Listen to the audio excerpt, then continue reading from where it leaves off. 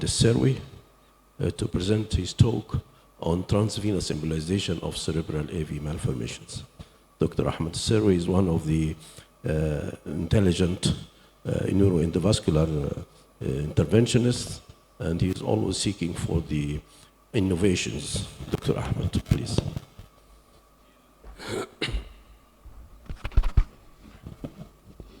Good morning. Thank you, Professor Sami, for your introduction. I'd like to thank my friend, Professor Farouk Hassan, for his invitation.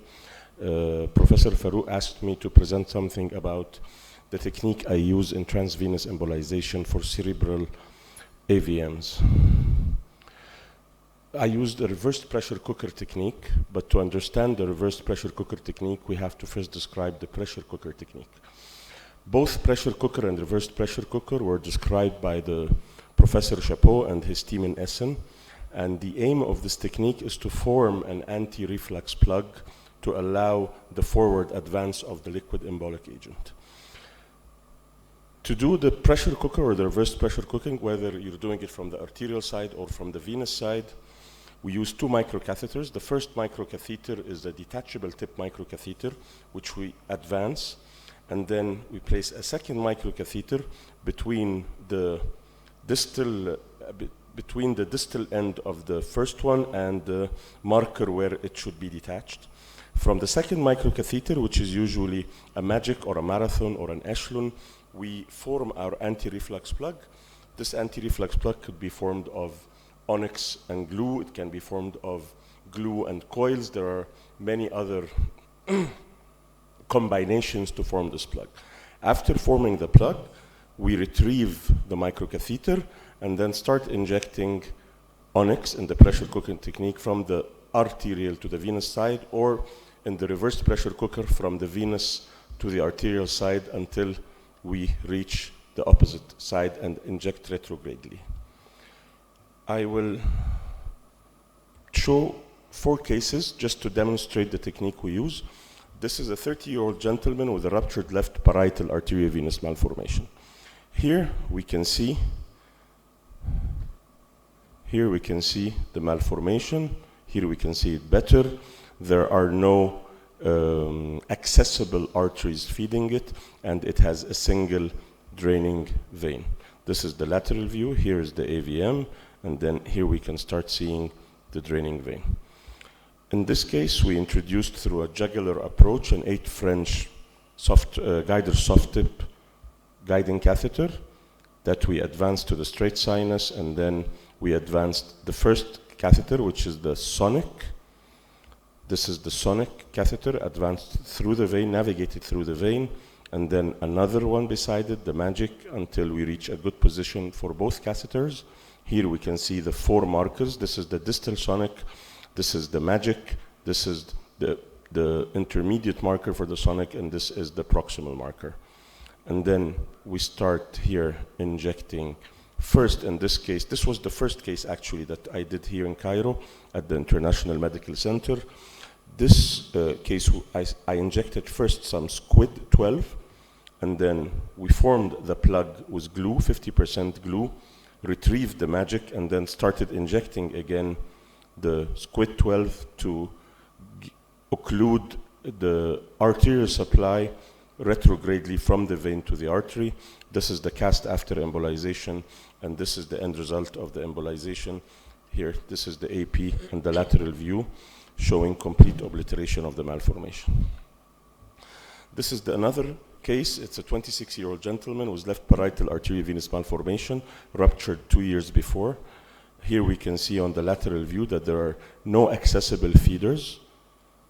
And here's the draining veins. And on the AP view also, there are no accessible feeders to gain access to embolize through the arterial side. And here we can see the draining vein. Again, a guider soft tip. This is the standard technique we use, a guider, 8 French guider soft tip catheter, and then catheterization of the veins with 2 microcatheters, and then injecting the glue and then the onyx. We had a complication in this case while injecting our onyx. From the venous side, the vein started to enlarge and engorge, denoting a rupture in the vein. The only thing to do is to continue injecting. We took an arterial injection. There could be some residual here, which is extremely dangerous. It might rupture again, apart from the rupture on the inferior side. We pushed more onyx, and all what was happening is more enlargement of the vein, but at least we sealed this blowout of the vein here from the onyx. And then we took a selective arterial injection through a MAGIC to search for any residual to occlude from the artery, but we didn't find any. And this was the end result, the final angiogram for this patient on the AP and on the lateral view. And this patient recovered with a grade 3 hemiparesis and dysphasia. He had this hematoma. This hematoma was managed conservatively. Our neurosurgical colleagues did not want to operate it, and after 3 months, he came back to do a control angiogram. The patient was an MRS1, lucky for him, and then there was complete obliteration of this arteriovenous malformation. This is the third case I'll show. It's a 13-year-old girl with a ruptured right parietal arteriovenous malformation. This girl, on the angiogram, she seemed to have 2 different niduses, and then the superior one had a nidal aneurysm. So we thought that this was the source of bleeding, not this one. So we went for this arteriovenous malformation first from the arterial side. So we took a MAGIC microcatheter. We could place it in a wedged flow condition in a good place, and then we finished this part of the arteriovenous malformation just with acrylic glue with MBCA. And then this was the end result, and we decided to do the other portion of the arteriovenous malformation in a second session. This is the second session for her. Again, we started by the arterial side. This is the angiogram before embolization. We could get ourselves again in a good position from the arterial side. We did not have a plan to go through the vein for this girl. Then we injected again some glue, but it was not like the first session, only partial occlusion and part of the AVM remained with no other arterial access and the draining vein. So we decided to continue the procedure through a venous approach. And this girl, I didn't at the time have on shelf the 8 French guiding. I took 2 6 French chaperons from the same side from the jugular. We placed them both in the sinuses, and then again took 2 microcatheters and injected here retrograde this malformation. Here you can see this dark liquid embolic, of course, is the onyx, and this is the plug that we made with the histoacryl. And this is the end result for this malformation. And this girl was cured in the second session, and she did very well. This is the control angiogram on AP and lateral. This is the last case I will show. It's a 44-year-old gentleman with a non-ruptured right parietal AVM. A year back, there was an attempt to treat it in another institute. They pushed some onyx somewhere here, but it's not very clear, but there is onyx in the malformation. We started by, here we can see multiple draining veins, both superficial and deep. So we started treating this patient. The first session we tried to treat this patient, we did it through the arterial side, and we could achieve through 3 arterial feeders using the pressure cooker technique from the arterial side, good embolization of the arteriovenous malformation here. We pushed more onyx from another feeder. Everything is fine, everything is good, and this is the residual we have. This residual we have, we could not find any arterial feeders for, so we decided to do it in another session through a transvenous approach. There remains only 1 draining vein, and we thought it would be good, but he is young, he is non-ruptured. I was a bit apprehensive to treat him, so I asked my friend René Chapeau to help us out in this case, and he helped us out in it here in Cairo. We again went through the veins. This is an injection of the MAGIC from the arterial side, and then went through the vein. In this case, we used first our first detachable tip was a sonic microcatheter, but the second catheter was an echelon because the vein was large. We wanted to occlude it with coils first. And here we can see coiling of the vein to form the plug. Here are the coils.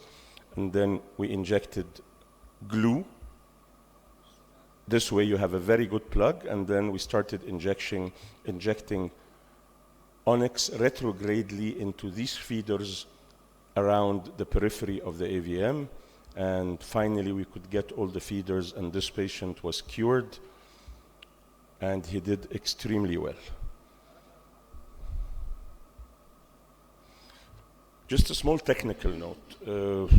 As I mentioned, we use for our transvenous embolization reversed pressure cooker technique. Extremely important to lower or decrease the blood pressure as much as your anesthesiologists will agree to. Usually go down to 70-40 or 60-30 for 5 or 10 minutes during the injection. When we navigate the small veins, we use a sonic 1.2 and a magic 1.2. We plug with onyx 18 and glue, and we embolize with squid 12 or onyx 18. In large veins, we use sonic 1.5 or Apollos, and an echelon, plug with coils, onyx 18 and glue, embolization again with squid 12 or onyx 18. I just want to note that whoever is starting to do transvenous approaches, don't be disturbed when you see that the wires and catheters do not exactly follow the roadmap, because the veins are much more expansile than the arteries. Sometimes you feel you're not in the correct direction, but actually you are. And road mapping the venous route is much better done through not a global injection, but it's much better done through a microcatheter in the arterial feeders. Thank you very much.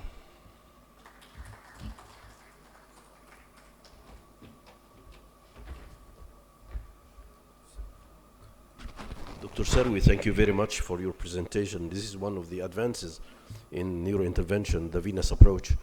And I think there might be some questions on the, among the audience. Any question?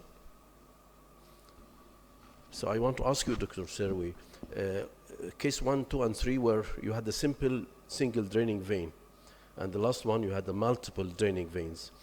I think one of the things one has to look at from which vein you approach the nidus, because when you have multiple veins, then it's a little bit of like a quiz from where to go. Is any rule to choose which vein you choose to go into the nidus to get the best results? In the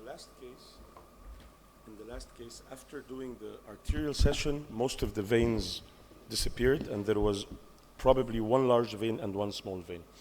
So it is easier to take the larger vein, because the chance of getting your onyx through the smaller to the smaller one from this vein is much higher than taking the smaller one to go to the larger vein.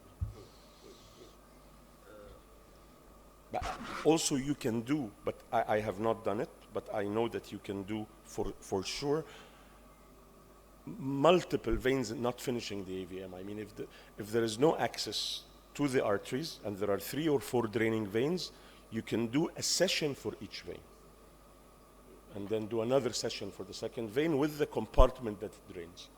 But the decision is very difficult when to stop injecting. Have I finished the compartment or not? And I'm a bit apprehensive to try it. I'm not so sure I should. In your personal opinion, is it something that one has to try? Because with these multiple sessions from the venous side, every time the pressure in the nidus changes.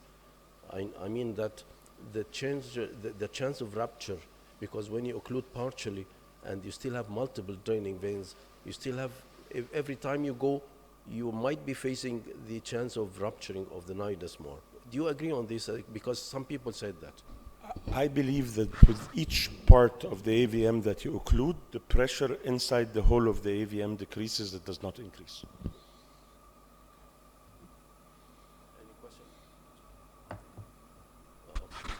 Thank you very much, Dr.